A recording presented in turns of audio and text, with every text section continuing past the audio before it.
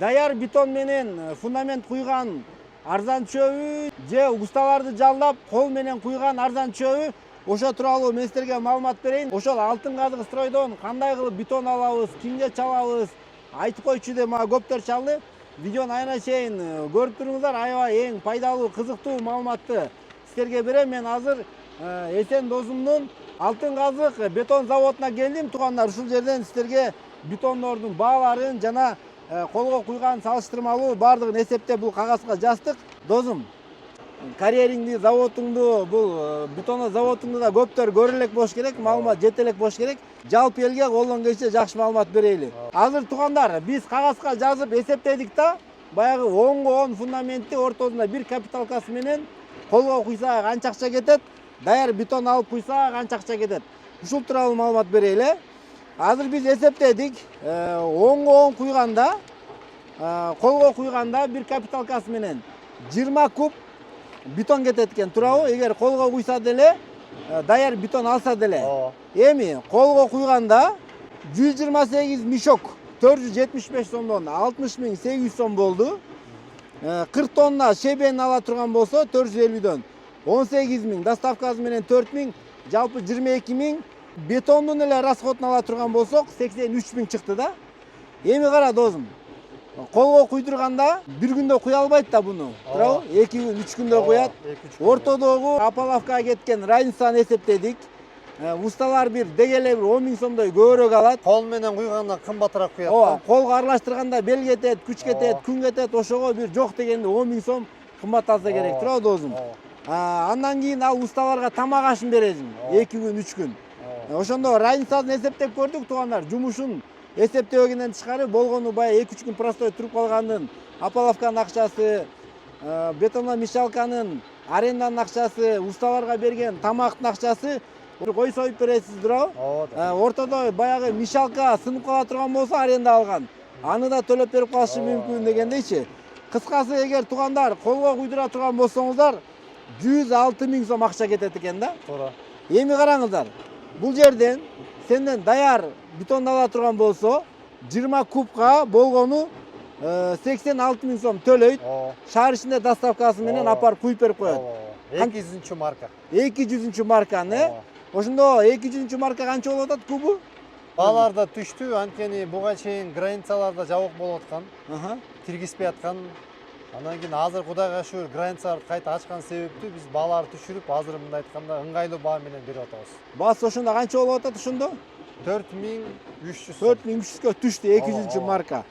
Эми туугандар, мен айтайын дегеним сиздерге. Баягы фундамент куярда көпчүлүк эсептейт да, колго куйдурсамбы же көптүн оюнда бар, даяр бетон кымбат деген түшүнүк бар да. Көрсө туугандар, даяр бетон биринчиден арзан түшөт экен.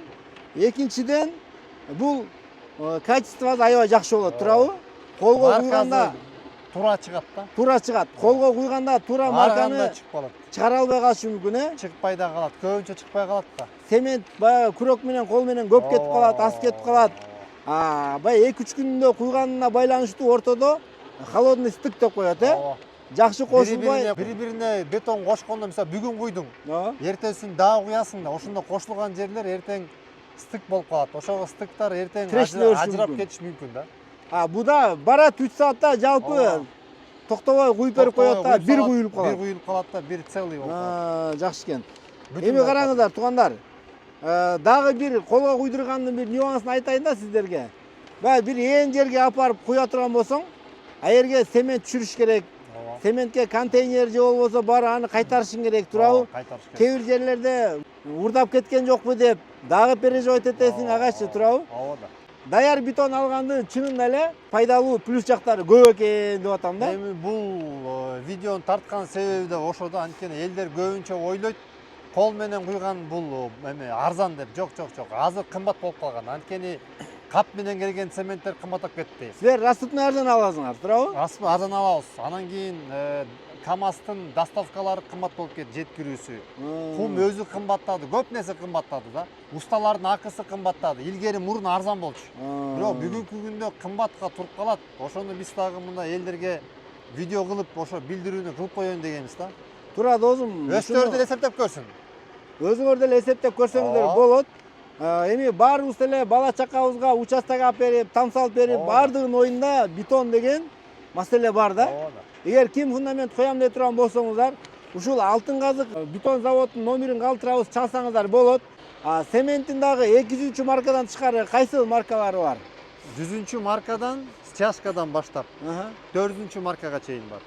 Эң күчтүү маркага чейин бар. Бас усталарга айтасыңар, мисалы, стяжкага 100 кетет, фундаментке 200 подвалга деп. Жергилер 150 да куя берет фундаментке. Бирок көбүнчө 200 жакшы. Анан кийин жана ригелдерге, мисалы үчүн, жанандай плита коюп турган жерлерге 300-350 марка кетет. Кыскасы бардык эле маркасы даяр. Бар. Анан бардыгы сертификат менен.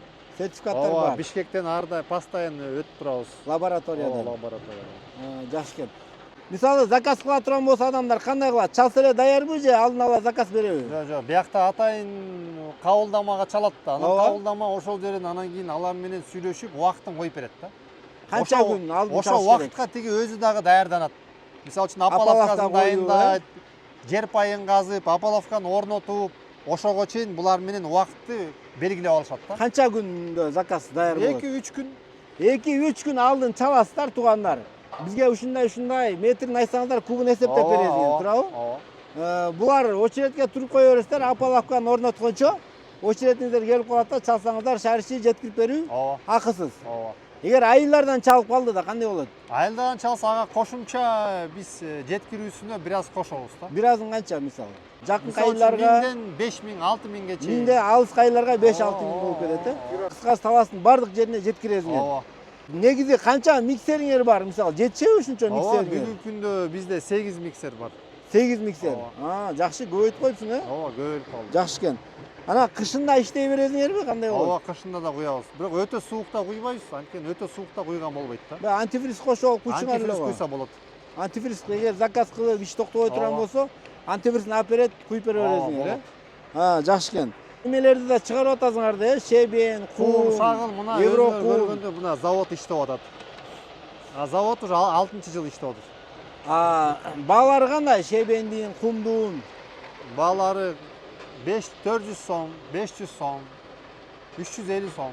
Тоннасы? Тоннасы. Эмнеси 350, эмнеси 500, эмнеси 400? 500 жуулган кум, 400 евро кум, 350 бул таш шебен. Шебен, жеткирип берүү каралабы? Жеткирип берүү бар, бизде биякта жеткизе турган машиналар бар. Бирок машина өлчө төлөйт. Өзүнчө төлөйт. КамАЗ, Шакман баары эле бар. Жакшы экен. Туугандар, мен колуман келишинче мынакей сиздерге маалымат алып берейин деп кагазга жазып алып, колдон келишинче маалыматтарды бердим. Айткандай, дарегин айтып коелу. Шаардык свалка барго. Мусорный полигонду көздөй келатканда эле, мусорный полигон тушунда ДНК деген завод бар. Ошодон бир аз өткөндө Алтын Казык бетон заводдун карьерине келесиздер. Эгер дагы толук маалымат алам десеңиздер, ошо экрандан номерге чалып дагы байланышсаңыздар болот. Бул видеого сөзсүз түрдө лайк басыңыздар. Фундамент коят элем деп жүргөн досторго, айыл группаларга дагы бул видеону сөзсүз түрдө таштап коюңуздар.